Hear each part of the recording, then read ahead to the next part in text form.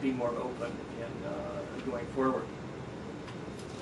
But one of the interesting issues, going back to some of the NGO capacity side, is that in each of these networks, there seemed to be a divide between the members who wanted to formalize the networks and institutionalize them, and then those who wanted things to be loose and informal.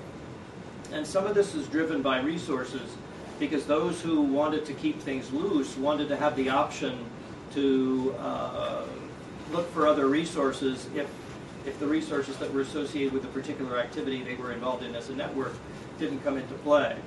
And this led to some problems in that often network members who were nominally cooperating around a particular policy issue were in essence competing with each other. And this was exacerbated by the founder structure, because, as is often the case in these early kinds of transitions, each of the NGOs that I mentioned were associated with particular individuals. So the founders were not just the leader of the organization, they were the organization. And so they felt like, you know, criticize my NGO, criticize me.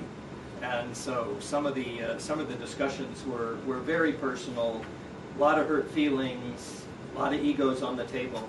So when you talk about competition, you mean in this context competition amongst these leaders who personified the organization, not so much competition for external resources. Well, there was some of both. I mean, one of the things that came up is when they were members of the forum and they did something publicly, sometimes they put themselves forward as their own NGO, rather than saying, you know, the forum organized this thing. You know, the head of Chetro, the electoral one, he would say that he organized it, and then the others would get bent out of shape, and they'd say, well, we helped too, but a lot of that was positioning themselves for resources. So they wanted the visibility. And at the same time, you're saying if there was internal criticism, it would always very quickly personalized. It became very personal very fast. And, you know, because all of these groups came from this sort of urban elite, they all knew each other, and still do. So there's some interesting dynamics there.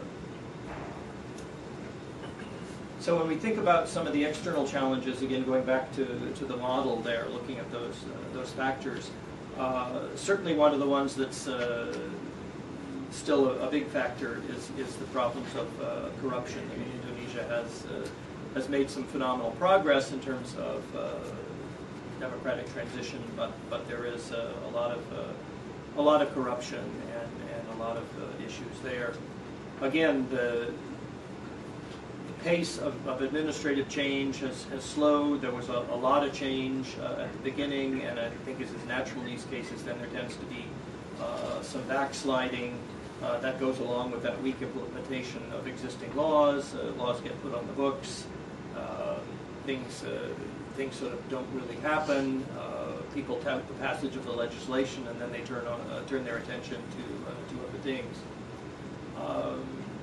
The examples I mentioned, for the most part, were ones where government officials were open to civil society engagement, but there are still a lot of officials who consider the state to be their bailiwick, and who are these people coming in trying to have any role in what we do.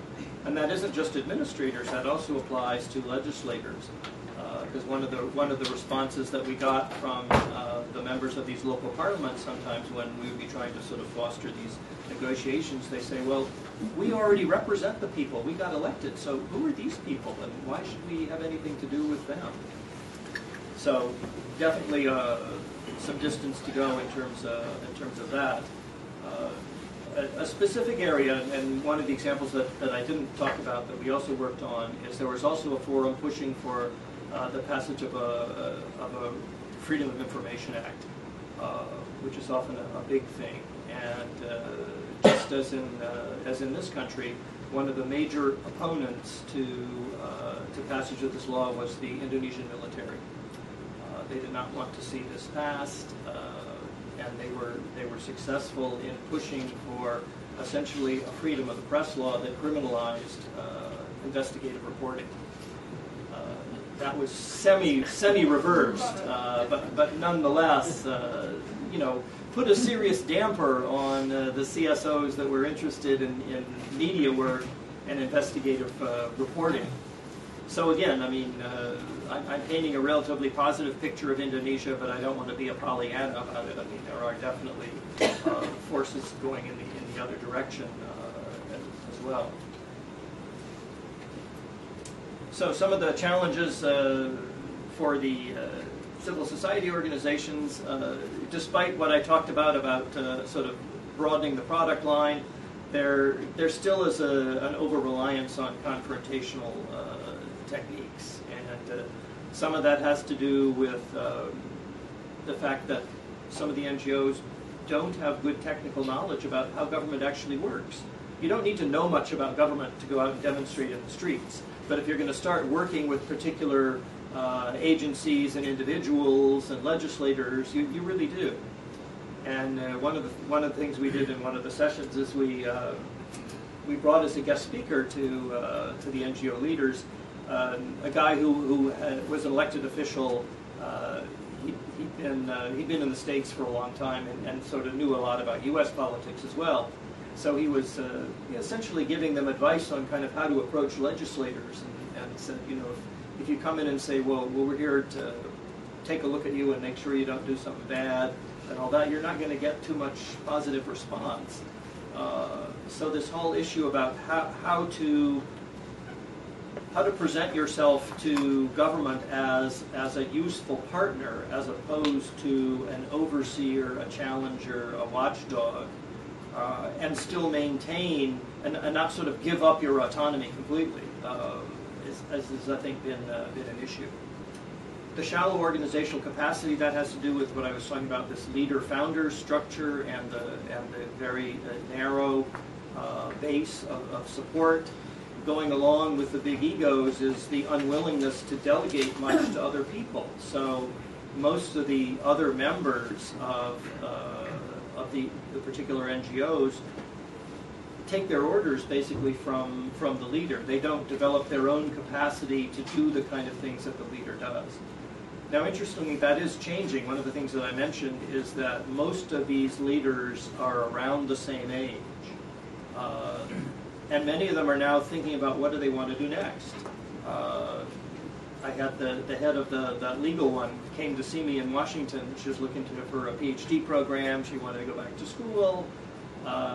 In her case, the pull was too strong. She went back to Indonesia, and she couldn't give up control of the organization. So it's been a struggle. And several of the others. The head of Chetro also went to the U.S., got a graduate degree.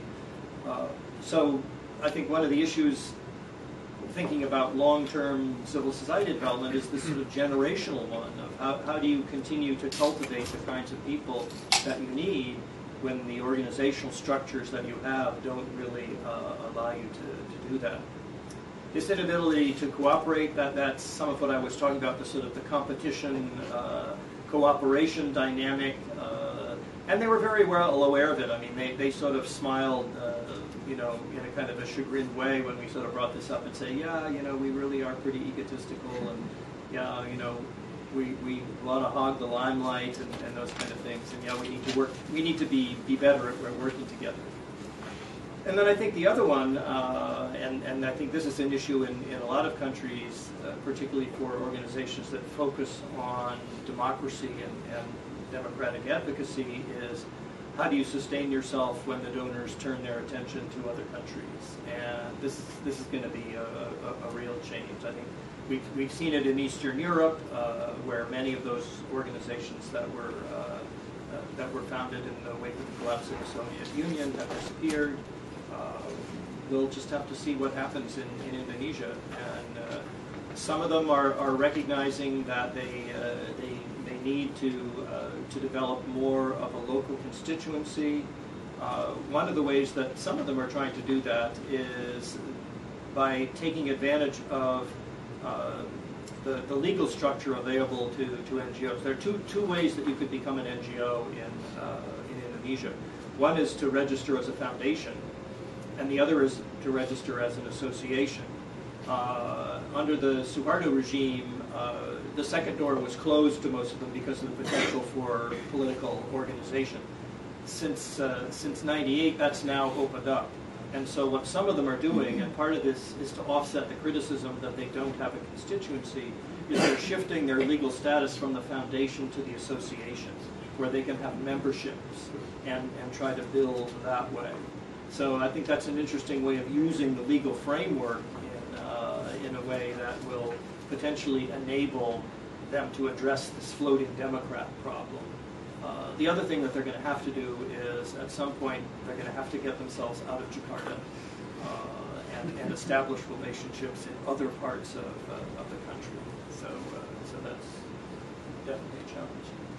So here are some of the conclusions. Certainly the external factors that I talked about set some limits around what civil society organizations can do, and obviously have a big impact on their capacity. Similarly, these internal factors do as well, and so those are the things that we just were talking about: this leader-follower structure, the weak roots, the competitiveness, and the donor dependence.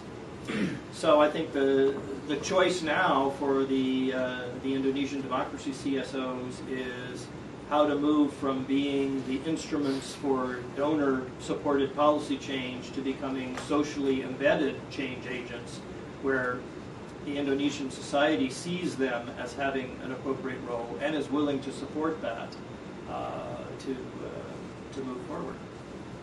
So, thanks a lot. Thank you.